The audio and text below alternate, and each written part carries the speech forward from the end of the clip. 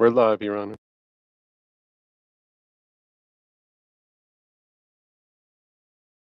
Thank you.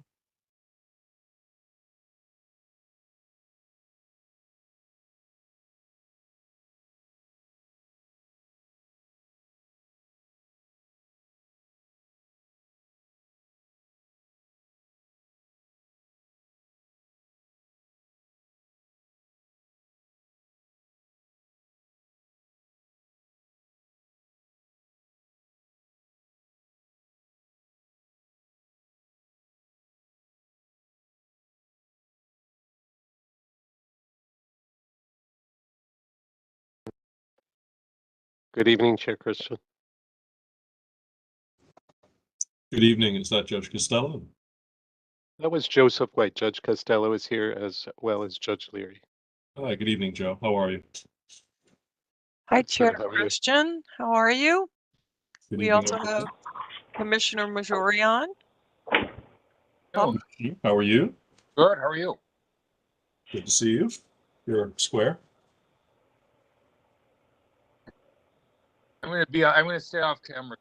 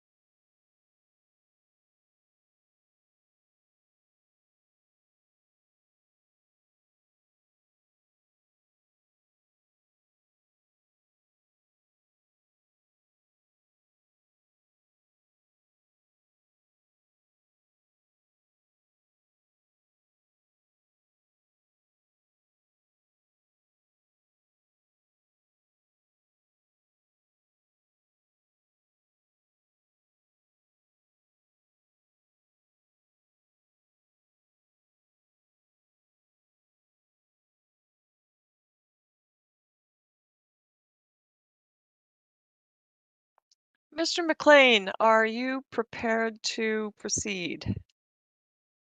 Yes, Your Honor, we are on the record. Thank you.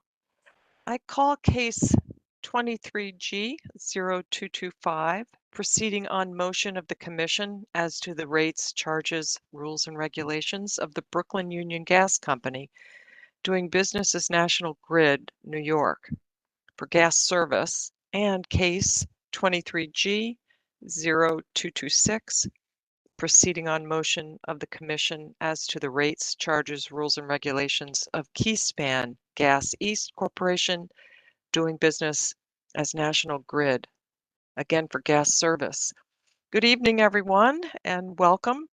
We are here this evening for a public statement hearing that was noticed on June 30th by the Secretary to the Public Service Commission. My name is Maureen Leary. I am an administrative law judge for the Office of Hearings in the Department of Public Service, and with me this evening is Administrative Law Judge James Costello.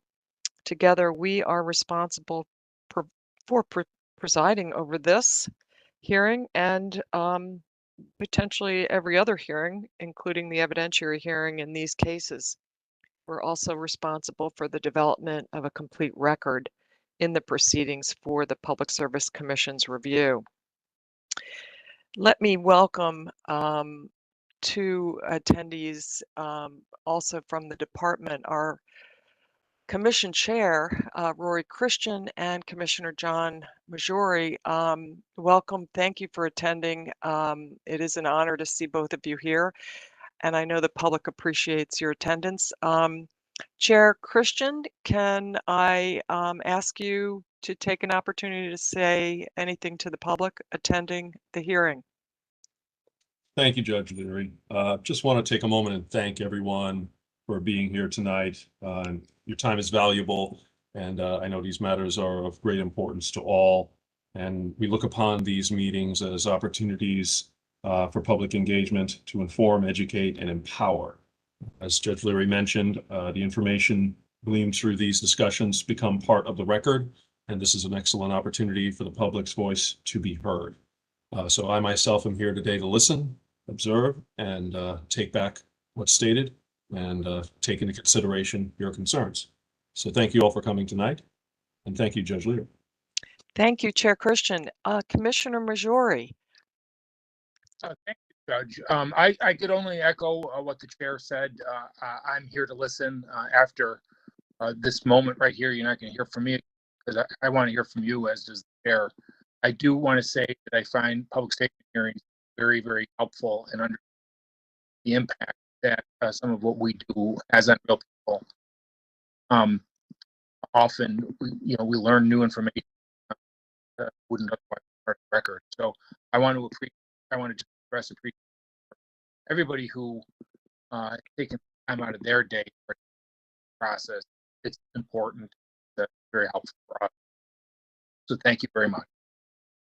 Thank you. So let's get to it. I have a little bit of background information for all attendees. And the Brooklyn Union Gas Company, which is doing business as National Grid, I'm going to refer to as KEDNY, KEDNY, and the KeySpan Gas East Corporation, also doing business as National Grid, I will refer to as KEDLI. So KEDNY serves mainly the metropolitan New York area. KEDLI is serving Long Island.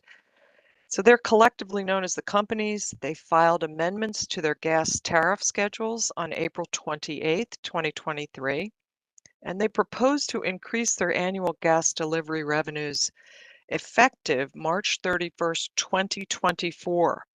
Now, KEDNY proposes to increase its revenues by $414 million, which is a 28% increase in base delivery revenues or a 17% increase in total revenues. KEDLI proposes to increase its revenues by $228 million, representing a 24% increase in base delivery revenues or a 14% increase in total revenues. Although the actual bill impacts of these proposed increases and changes on any particular customer will vary based upon things that we know as revenue allocations and rate designs, the companies state that a typical KEDNY residential heating customer will have approximately a $30.95 average monthly bill increase. A typical KEDLI residential heating customer will have approximately a $28.52 average monthly bill increase. Now, under New York law, known as the Public Service Law, the Public Service Commission must consider a utility's proposal and may adopt it in whole or in part, reject it in whole or in part, or modify it. The statutory time frame for considering a rate case is generally 11 months, and that amount of time can be exceeded based upon the negotiations, for example, of the parties. We're holding this hearing tonight so you can provide your comments on KEDNY and KEDLI's proposals, which will be considered by the Commission. So let's talk about the Commission. As you're aware, our chair is at the public statement hearing along with one of our commissioners. There are other commissioners, and they are Diane Berman, James Alessi, Tracy Edwards, John Howard, and David Valesky. So thank you so much, Chair and Commissioner Majori, again for attending. Let me talk a little bit about the process and explain what we're going to do this evening. The sole purpose of this hearing is to provide you with the opportunity to tell the Commission your thoughts on the company's rate proposals. The statements you make this evening will become a part of this record. And we have a court reporter, Mr. McLean, who is transcribing this evening's comments and will prepare a transcript of this hearing. That transcript will be included in the official record of this proceeding so that your comments can be considered. When it is ready, the transcript will be available for view on the Department of Public Service website.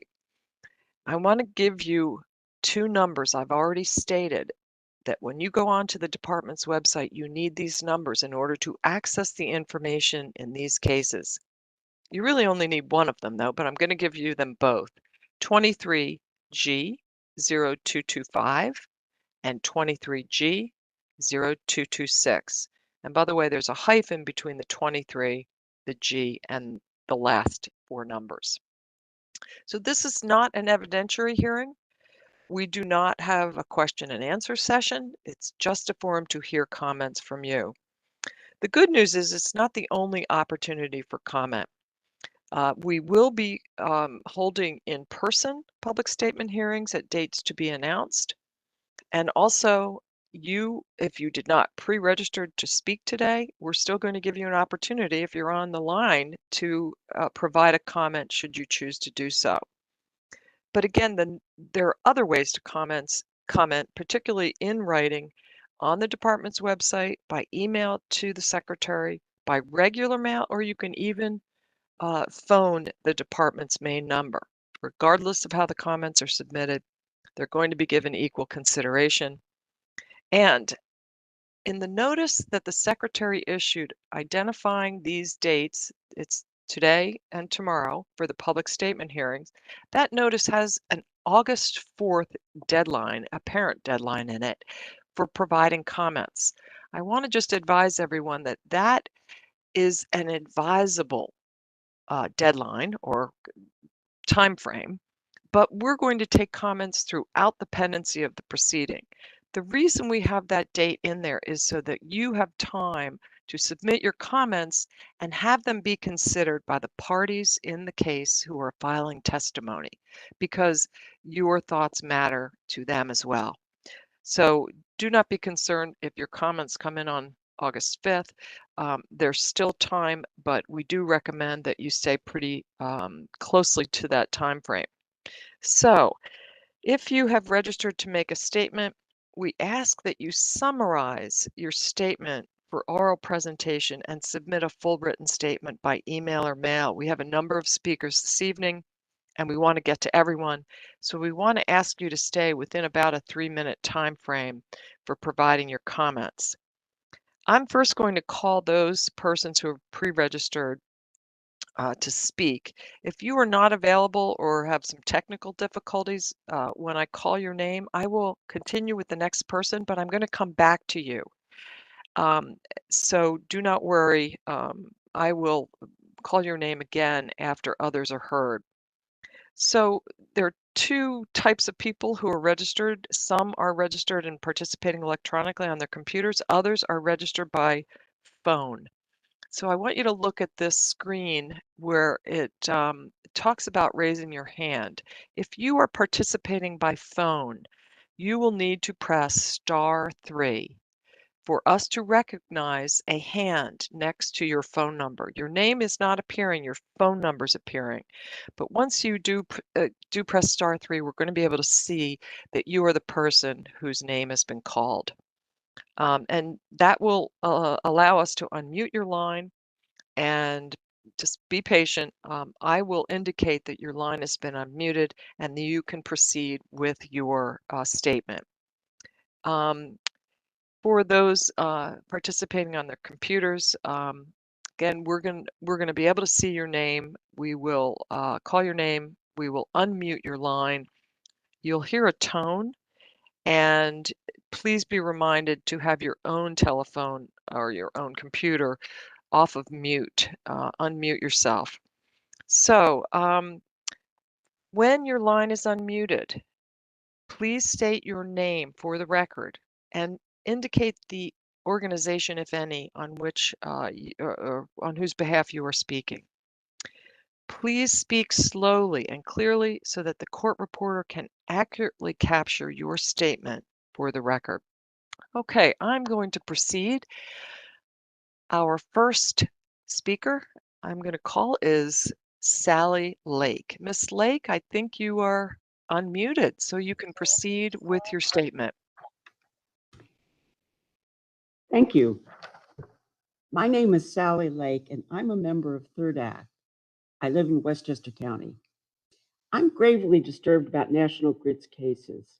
I believe the International Panel on Climate Change when they say we have a severely short timeline to avoid a worldwide life-changing heat crisis.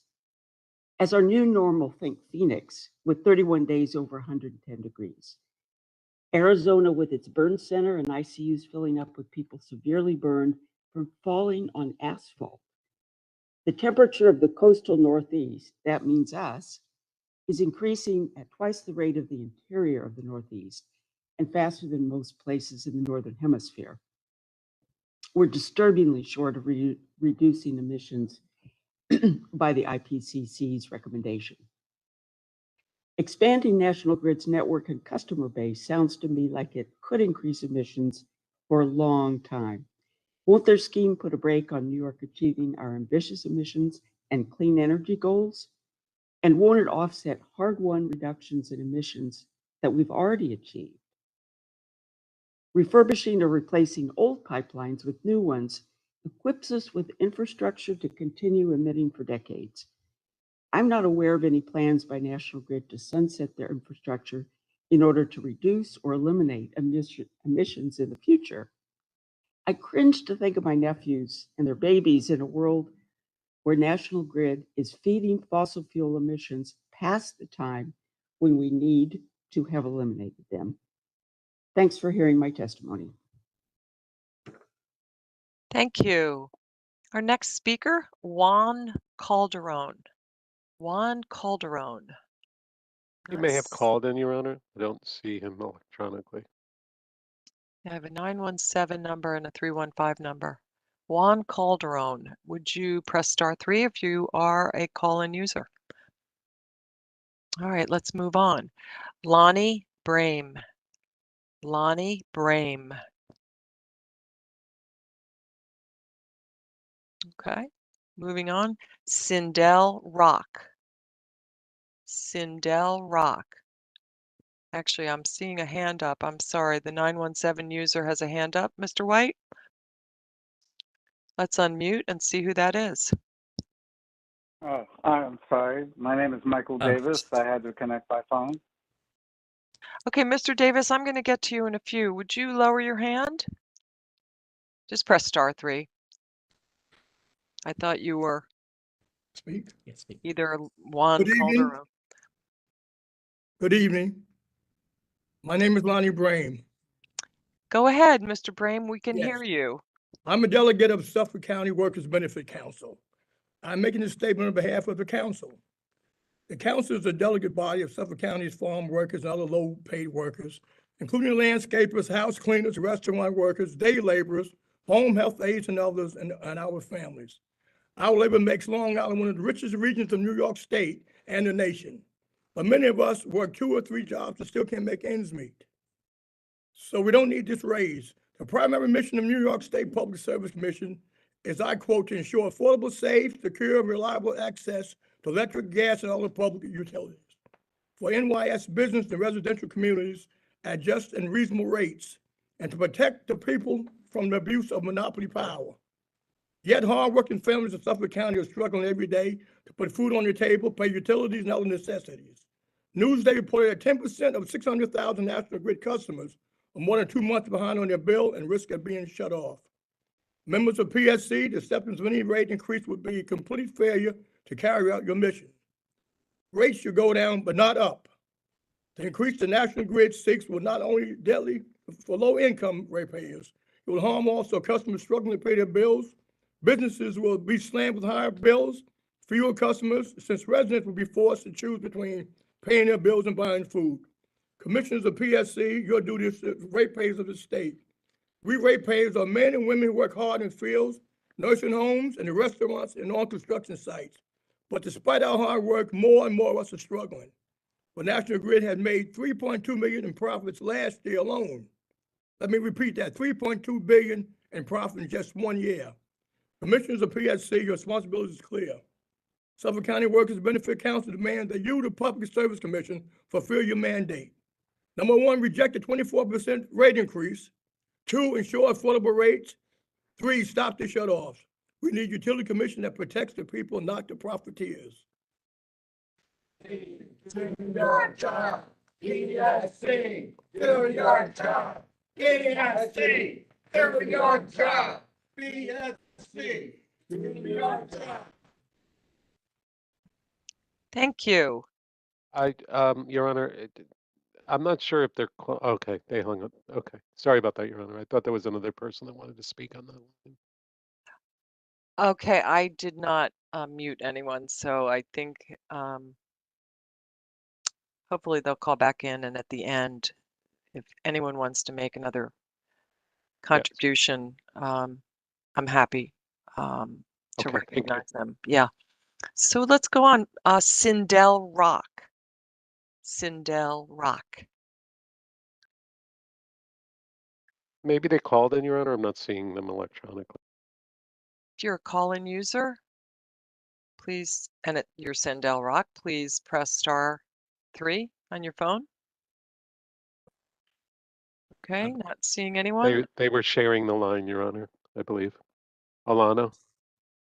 For your reference, Your Honor, we have several members of the Suffolk County Workers Benefit Council that are going to be testifying. Sindel is about to speak. I just wanted to inform you that we have a bunch of people testifying on one line. That's right. Thank you. Okay, just so that I'm clear with everyone, there are registered speakers, and at the end, if time allows, we will ask for additional input.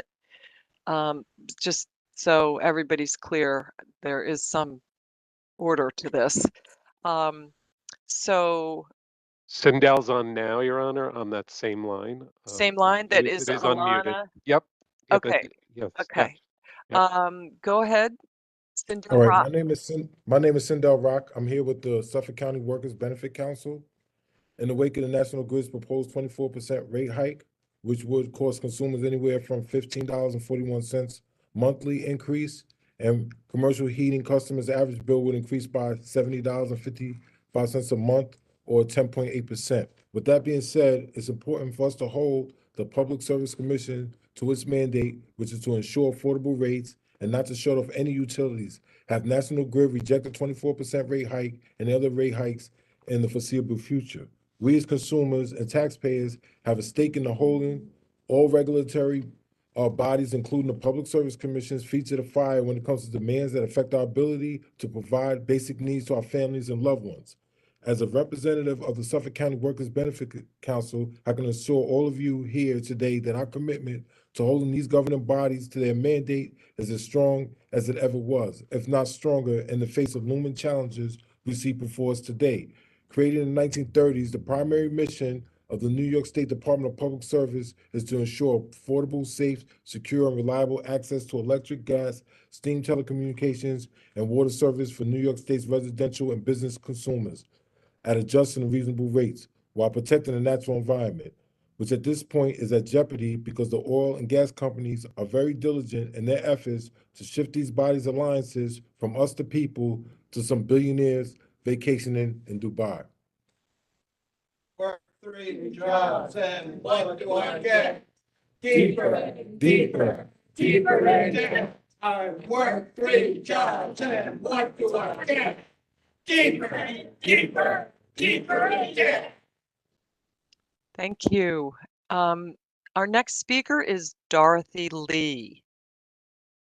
Dorothy Lee. Miss Lee, if you're a call-in user, please press *3 on your phone. Not electronically, Your Honor, and I don't see a raised hand. I don't either. Okay, we'll go back to Miss Lee. Myrna Lyons. Myrna Lyons. Myrna. Miss Lyons, are you there? I am here. What do I do? I can hear you. You can make your statement. Okay, thank you.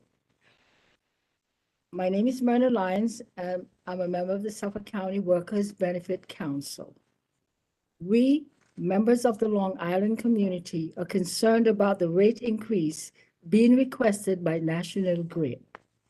PSC, Public Service Commission, the protector of the people, must look at the big picture when making a decision. National Grid is owned by National Grid Transco. In 2022, National Grid increased its profit to $5.97 billion, a 57.6% increase. And in 2021, they made $3.788 billion, a 7.16% increase from 2020.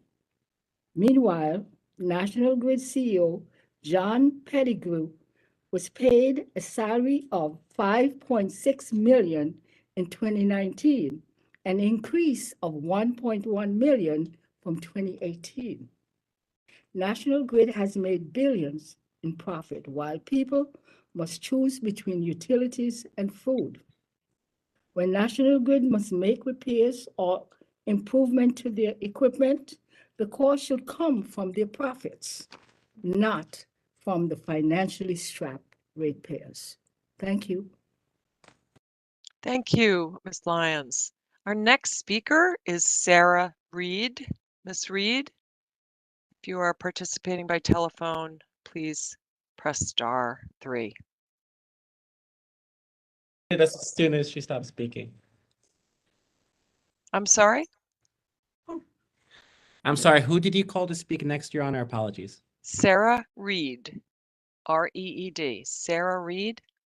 Not one of us, apologies. Okay, no worries. Let's move on. Michael Davis, I did hear from you, Mr. Davis, a few minutes ago. Just press *D. I think you're a call-in user. Oh, there he is. You are unmuted and go ahead with your comment, Mr. Davis. Thank you. My name is Michael Davis. I'm a ratepayer living in Brooklyn, New York. We're at a time where we're still engaged in this process. The fossil fuel company, National Grid, is coming to the designated government body again for huge rate hikes. They want to build more infrastructure, accelerating the devastation to our ecosystems and producing for themselves and their investors windfall profits at the expense of all life on Earth. We can choose to continue this process in the usual way, producing a reasonable return for their investors, or we can choose survival. They can't have both. Instead of increasing National Grid's infrastructure by billions at the ratepayers' expense, regulators such as you, the PSC, should be working to dismantle all fossil fuel infrastructure here and in Long Island. We need to take control of these investor-owned utilities and make them public.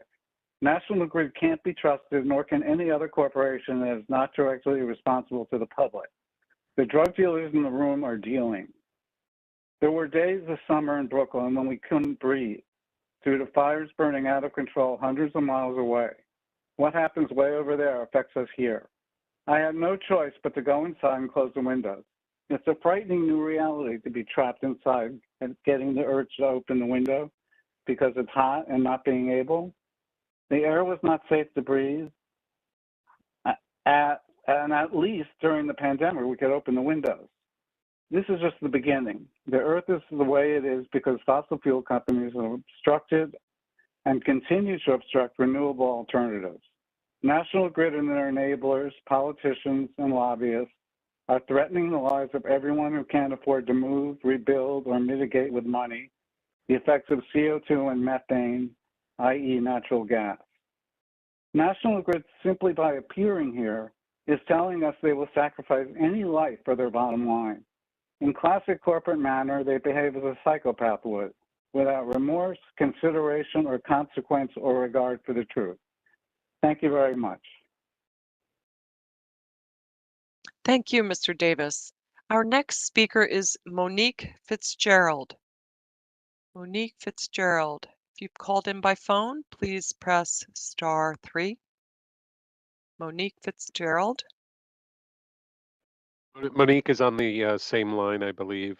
Okay. Am I wrong about that? There we go. Go ahead, Monique. Good evening. My name is Monique Fitzgerald. I'm here supporting the Suffolk Workers Benefit Council. I am a ratepayer of the National Grid as well, with an outstanding bill, something in the ranges of hundreds of dollars that I cannot afford to pay. So I'm not only just here to support folks who aren't able to pay, but I am also a person who is currently unable to pay their National Grid bill. So what I want to speak about is the fact that this is a real situation that people have to face every single day. How are they going to work around this bill, that bill, and etc. So the National Grid bill has to be affordable. It is, like folks here have already said, the PSC's mission and mandate to make sure that utilities are affordable and that we are not suffering from unnecessary rate hikes. Also want to point out that the percentage or the essentially the tax that we are made to pay for our utility service is a regressive tax. We pay more of our income for our utilities as opposed to someone who is earning higher income.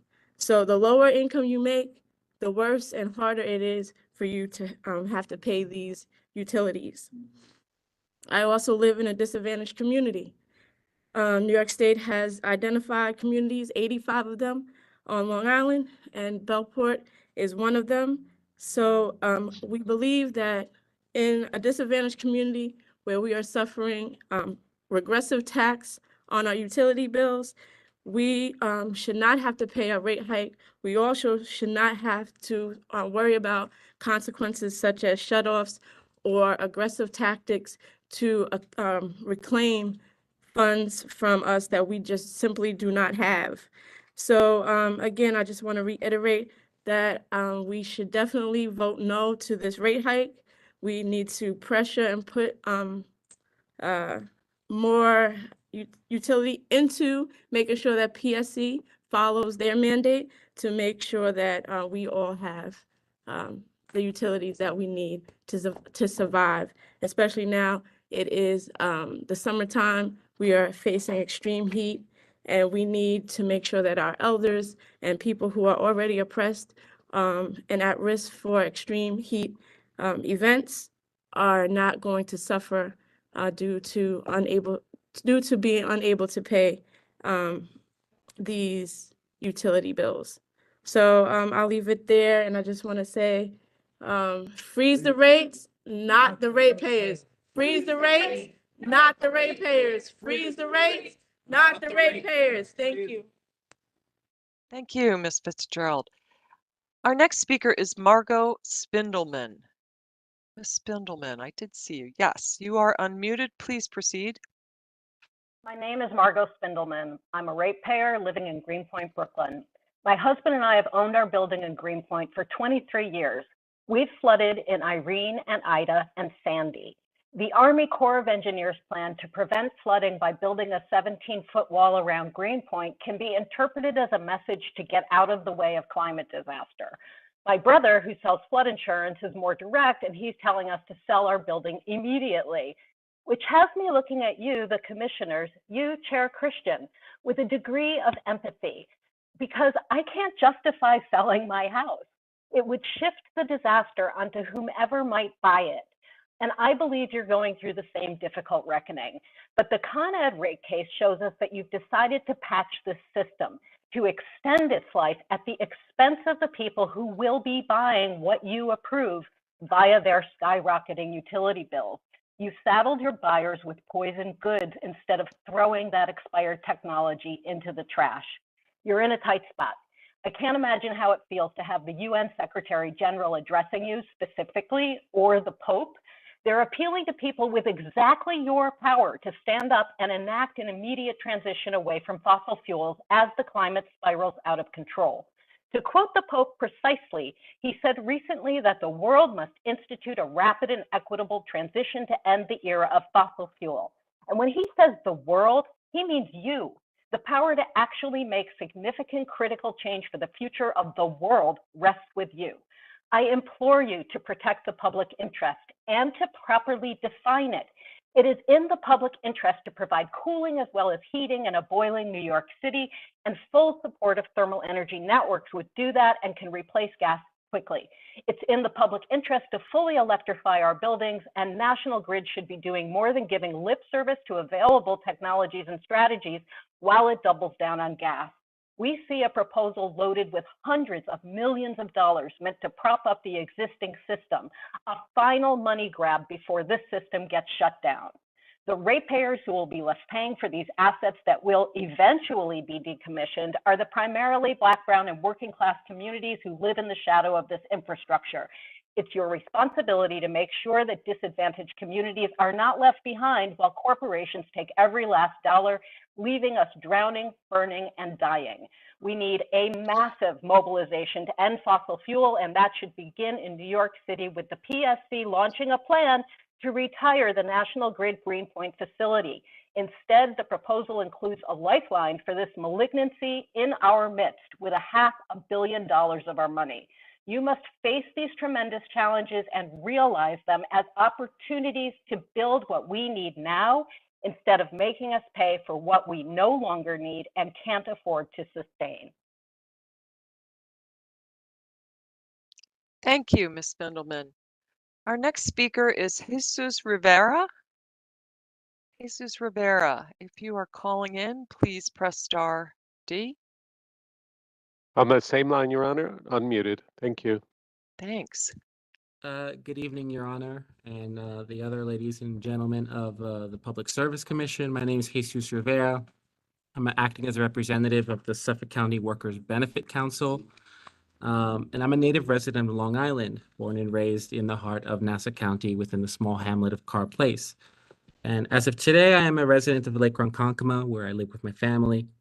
Although our Lake Ronkonkoma home is heated with oil, for many years when we lived in Carr Place, our home was heated with natural gas. Of particular importance to me today is the responsibility of the New York State Public Service Commission and what it owes to me as a consumer of public utilities on Long Island.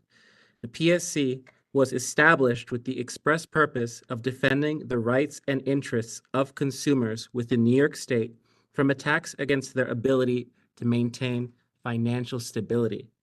It appears, however, that the Public Service Commission has forgotten its primary responsibility and mandate to the people of New York City and Long Island, and instead chooses to ally itself with the interests of a greedy multinational corporation based in the UK.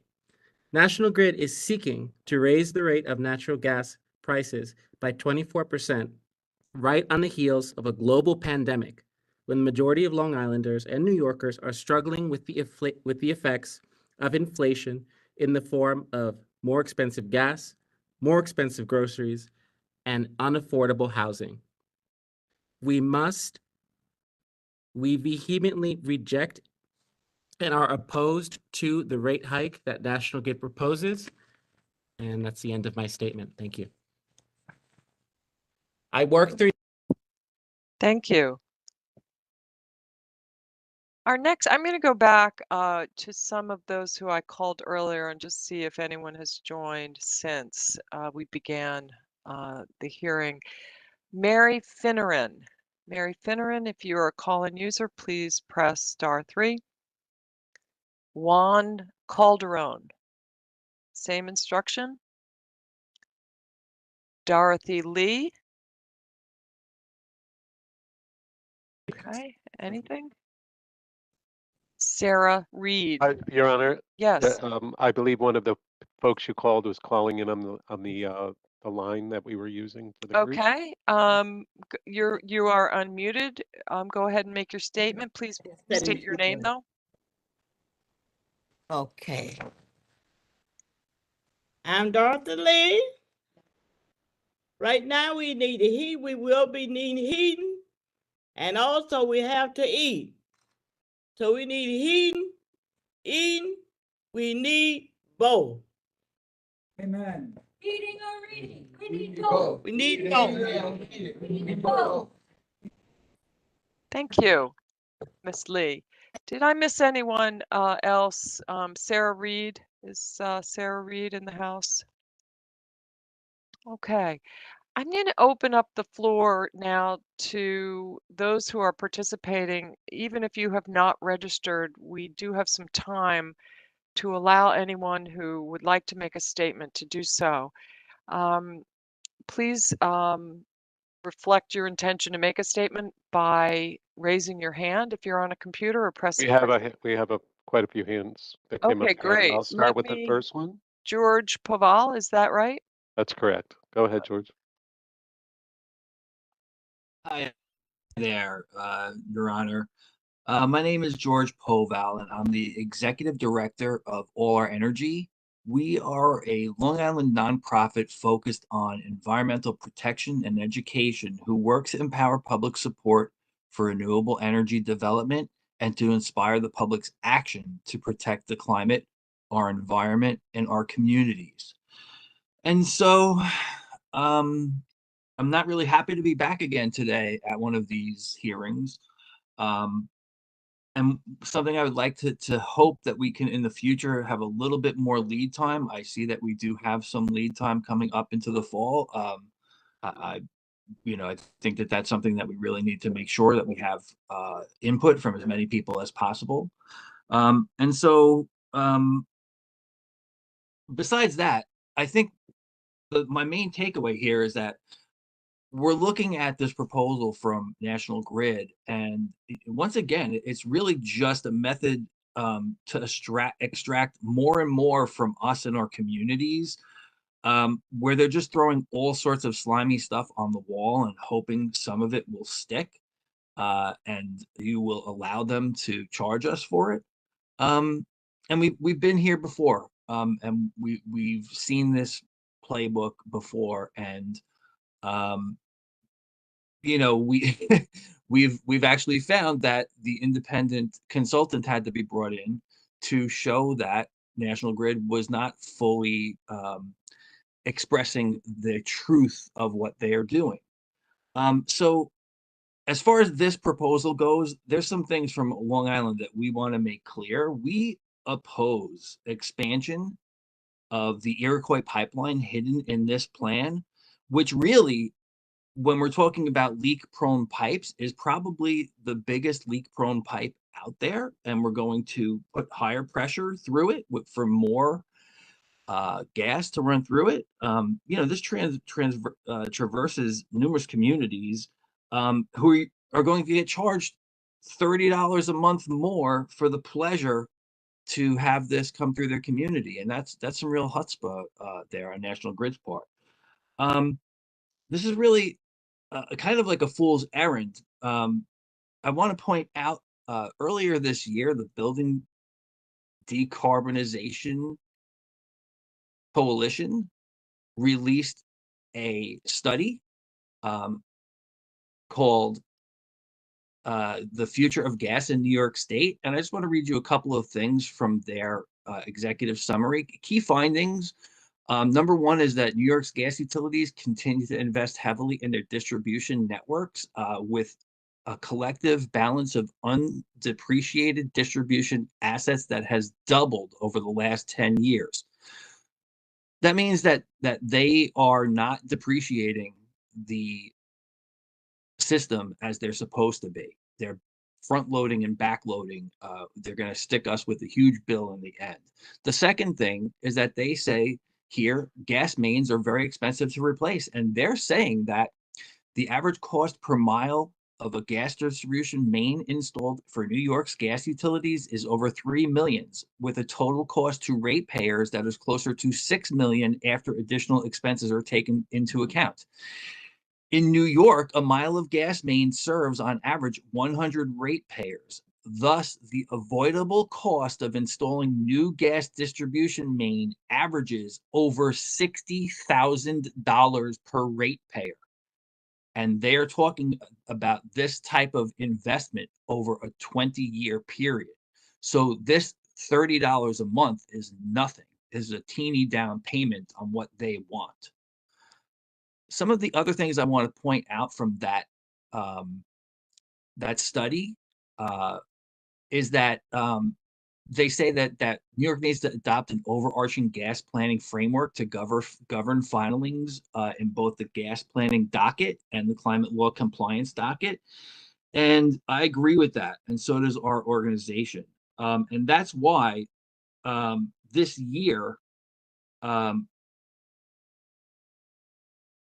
we were able to have New York State lawmakers realize that we need to get new buildings off of fossil fuels.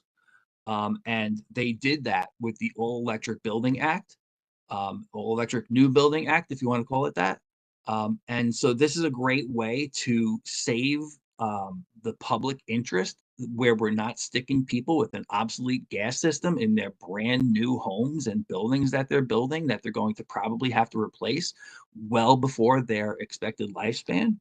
But the one thing that we really need is we need the New York Heat Act, which is languishing in the assembly right now, which would help this orderly transition to a renewable energy future, and provides an off-ramp for National Grid to move into thermal energy networks, which they could be very, very successful at. And everybody would be able to tap into that instead of having to figure it out on their own. So I want to just mention one last thing too, that we are watching you. We see you, and we see your potential involvement in disinformation campaigns, especially from people, places like New Yorkers for Clean Power, trying to derail the transition to renewables. And we're watching it. We are watching you. And I'm sad to say that the legislators who are being threatened with crazy ads against them, I hope they'll listen here and step up, and make sure that this is not happening anymore. We cannot allow regulated utilities to lie to us. Thank you very much. Thank you, Mr. Paval. Can I hold you? Can you unmute Mr. Paval one more time, Mr. White? I just want to ask you for the record to spell the organization that you indicate you are representing. I'm executive director of All Our Energy, ALLOURENERGY. Great. I wrote down something a little bit different. Thank you I'm very glad much. we have it correct. Okay. Thank you. All right. Next, Sarah Strauss. Sarah Strauss. You are unmuted, Ms. Strauss. Go ahead. My name is Sarah Strauss, and I'm a ratepayer in Brooklyn, and I'm also a member of 350 Brooklyn, a grassroots organization seeking to address the climate crisis. As an educator, I'm asking the PSC to reject in whole National Grid's proposal to increase natural gas tariff revenues. As an educator, a longtime educator, I have two primary reasons for concern. First, I'm concerned about the huge rate increase National Grid is requesting and its impact on my students and their families, and on all families who struggle to pay their bills at current rates. For many, it's an issue of survival. Second, I ask the members of the PSC to think, if it's relevant to you, of your children and of your grandchildren's faces, as I am thinking of my students' faces. And I think of this effort to reinforce dirty natural gas infrastructure when we must quickly, we are already so very late to this task. We must move quickly to clean energy infrastructure. What do we tell our children if we continue with business as usual? We won't have to say a word. They will understand all too well that we have given up on the possibility of their futures. Thank you. Thank you, Ms. Strauss. Kim Frazek. Ms. Frazek, you are unmuted. Go ahead and proceed. At the afternoon hearing, just because Chair Christian and Commissioner Maggiore are on the line here, that we found out, I'm sorry, and I'm Kim Frazek from the Director of Sane Energy Project. We found out about this, public hearing. It was posted in the docket on July 25th, which was about a week ago. And I just want to explain to you what Sane Energy Project and our allies like Long Island Progressive Coalition and 350 Brooklyn, we had to move mountains to get an info session together to notify our neighbors that this hearing was even taking place. A lot of people are on vacation with their families. So I just want to frame for you that for all of us that are not National Grid or the City of New York or the State of New York, we are all very under-resourced groups. Most of us are running on volunteer power. And, for all of us to have to do the outreach job of a public hearing is inadequate. And I would just really advise that we have more lead time to any future hearings. Thank you. And I'll be speaking again at tomorrow's hearing. Thank you. Thank you. Okay, anyone else who wishes to be heard and provide a statement this evening? Mr. White, I have someone coming in, I believe. Elena Etchlin's line is the line that the group was on, so there might be Yes. another member there that wants to speak. So I unmuted them for you, Your Honor. Great. Suffolk County Workers Council. Hello, my name is Ines Beck. I'm a volunteer with Eastern Farm Workers Association. This is an association that has been around for 51 years, over 51 years. And we are continually fighting for farm workers and other low-income groups and families within our community. And, I've been a volunteer here for over 20 years. And one of the things that I am very concerned about is when I hear of rate hikes, when I see and I look around, our families are suffering, are working almost continuously. Who is raising the children? We hear of all these terrible accidents or, these shootings that are occurring. Who is home? Who is raising our children? We need help. We need the help of organizations like yours to hold rates down so that our families don't have to work, so that they can take care of their families. This is a very important issue for me. Please, please look around. I'm comfortable. I can pay the rate, but I see so many people around me that cannot. And I beg you to have compassion and look to see how we can make the National Grid more effective, that they can not have to raise their rates, that they can do a better job on servicing our families. Thank you very much. Ms. Beck, can I ask you to spell your first and last name for the record? Excuse me, I didn't hear you. Can I ask you to spell your first and last name for the record? My first name is Ines, I-N-E-S. My last name is Beck, B-E-C-K. Thank you so much, and thank you for your comment. You're welcome. Thank you for the opportunity. Okay. Your Honor, while we have the line open, is there anybody else that's in the group that wishes to speak before we lower the hand again? Hi, yes.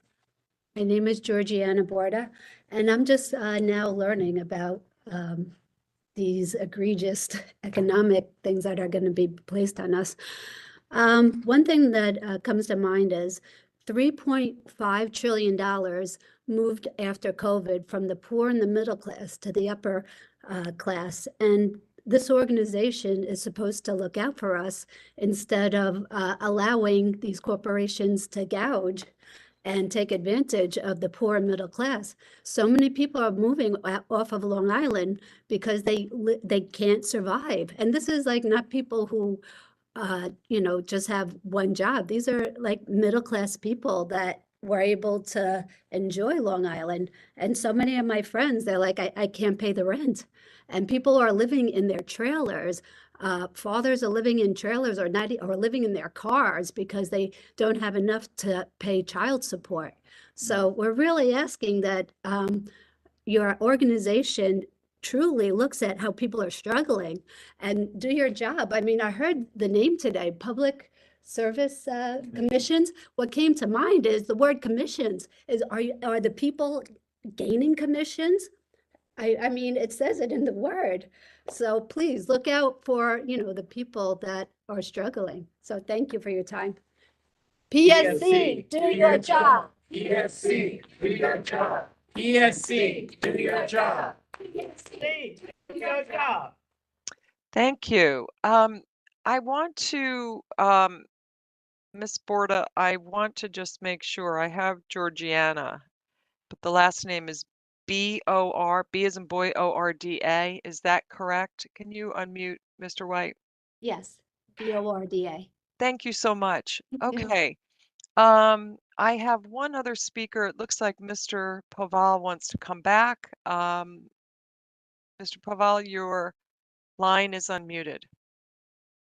Hey, thank you for having me back real quick. I just wanted to correct that I misspoke, and I had mentioned organizations that were working to provide this information, and that is New Yorkers for Affordable Energy.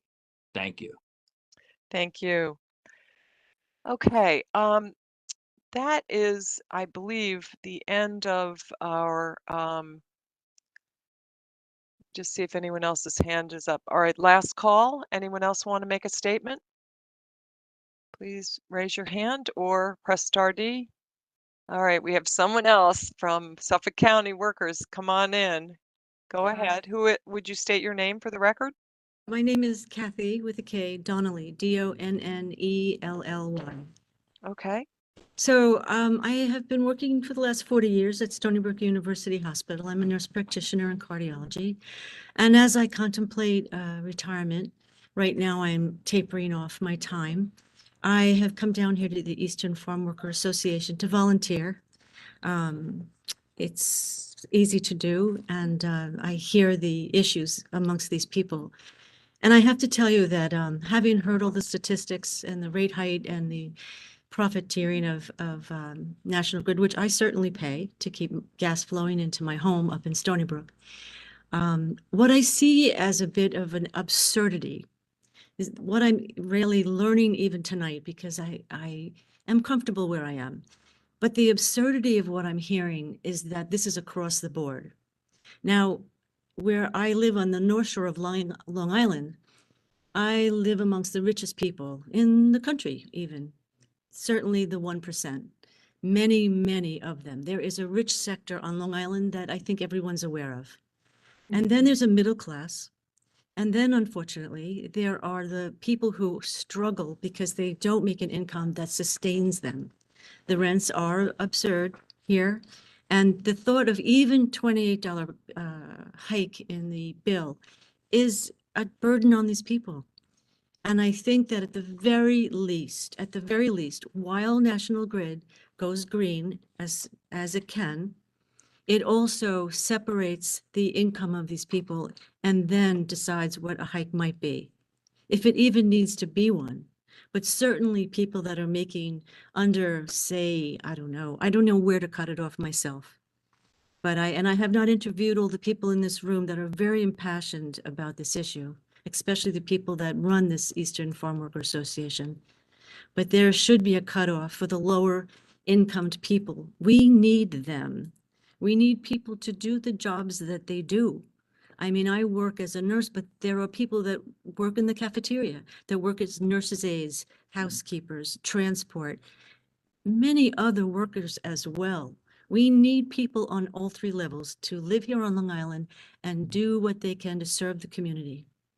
So I would say that at the very least, National Grid should be drawing a line for where anyone has a pay hike. And the people that are behind in their bill, there should be some kind of payment schedule, something they can do.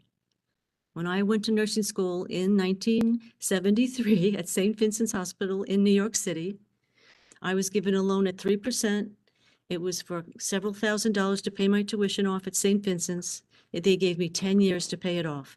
My bill was $27 a month. If you work with the people that are simply needing to have something rearranged for them, you would still get paid, but on a schedule that they can manage. Show compassion, consideration for the very people that do pay you. And that's what I want to say. Thank you. Thank you, Ms. Donnelly. This reaches the conclusion of the public statement hearing. I want to remind you all that you can submit public comments throughout the proceeding by the means that are described in our June 30th, 2023 notice, which is available on the Commission's website. It's a public website. Remember the numbers that I indicated before, 23G0225 or 23G0226. We will be holding additional public statement hearings tomorrow at 1 p.m. and 6 p.m. In addition, we will be holding in-person public statement hearings this fall. The dates have not been established yet, but we will certainly have that available for the public with plenty of notice. I want to thank all of you for your participation. It's critically important, and this is really something that is such a critical part of our democracy and our country. So thank you all for your comments and for your participation. Judge Costello and I express our sincere gratitude, and we also want to thank Commission Chair Christian and Commissioner Majori for being present. Many thanks to our court reporter, Mr. McLean, and to our Office of Consumer Services, Mr. White. As always, you're a total pro, and Ms. Kalis, thank you. And I see we have Ms. Senator also on the line. Thank you for participating. With that, this concludes our public statement hearing, and we are now off the record. Everyone have a wonderful evening. You too, Your Honor. Thank you. Thank you. Ending the live stream now. Thank you, Mr. McLean.